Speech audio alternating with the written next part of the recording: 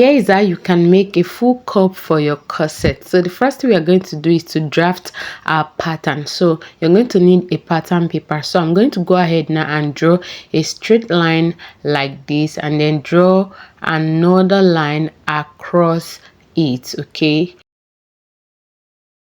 so once you're done, go ahead and label it up and down. Okay, so now divide your bust span into two. Bust span means nipple to nipple measurement. Okay, so mine is 8, so half of it is 4. So you're going to just go ahead and now measure your half of your bust span around like this. Okay, just to create a circle.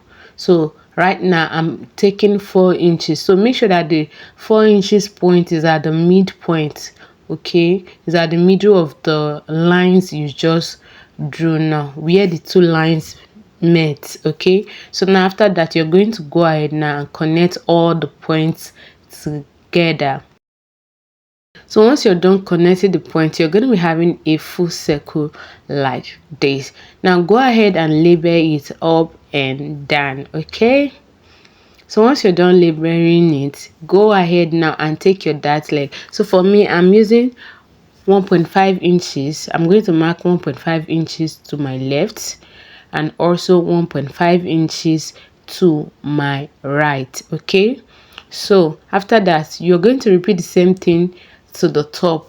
1.5 inches to your left, 1.5 inches to your right. Okay, if your nipple to nipple measurement is 7, you're going to be using 1 inches on both sides. Okay, if your nipple to nipple measurement also is 6, you will use 1 inch for your dart leg. But if your nipple to nipple measurement is 8 or 9, you will use 1.5. Hope that is clear. So you're going to connect your 1.5 to the midpoint of the circle like this. Okay, now flip your rule to the other side and do the same thing. Repeat the same process to it by connecting your darts, which is 1.5, to the midpoint. Hope you can see what I'm doing, guys. So after you're done doing this, you're going to now go ahead and turn the paper and repeat the same process that you did for the lower part to the upper part. Okay, please, if you have not subscribed to the channel, do me a favor by hitting on the subscribe button and joining the amazing family. Okay, here we drop a lot of tutorials that will be beneficial to you. Okay, so once you're done doing that, you're going to be having something looking like this, like a ball.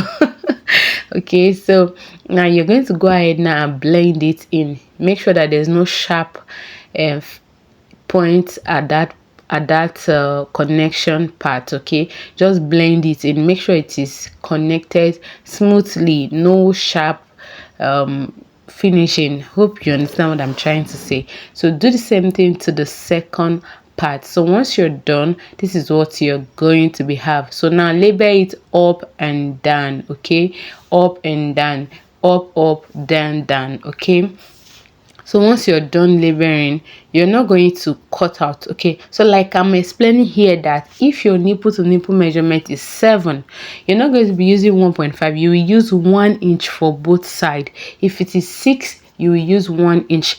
But if your nipple to nipple measurement is from 8 upward, 8, 9, you will use 1.5. Okay, hope that is clear. So go ahead and cut it out like you can see me do on your screen. Please don't forget to like this video, subscribe to the channel, and drop a comment. Please also share this video. Okay, so now watch the part that I'm cutting out now. Okay, so this is what we're going to have once you're done cutting. So this is what we're going to be using. This is a foam, hip foam. Okay, you can also use a wadding. This is a soft wadding. If you are using this wadding, you need to double it. Okay, double it. Okay, so now this wadding also is a hard one. I use this hard one to make this cup. Okay, hope you can see, but I would advise you to double it. Okay, so that it will have structure. Okay, I'm going to be using this hip foam for my own. Okay, this foam is what you should use. Okay, now put an arrow at the middle. Okay, showing that this is where you're going to be joining together. You can also write center front. Okay, and the right side front. Hope you understand what I'm trying to say. okay, so that when it is time for you to join it, you will not be joining the wrong part. Okay, so once you're done, go ahead and pin it down, and then just go ahead and cut out.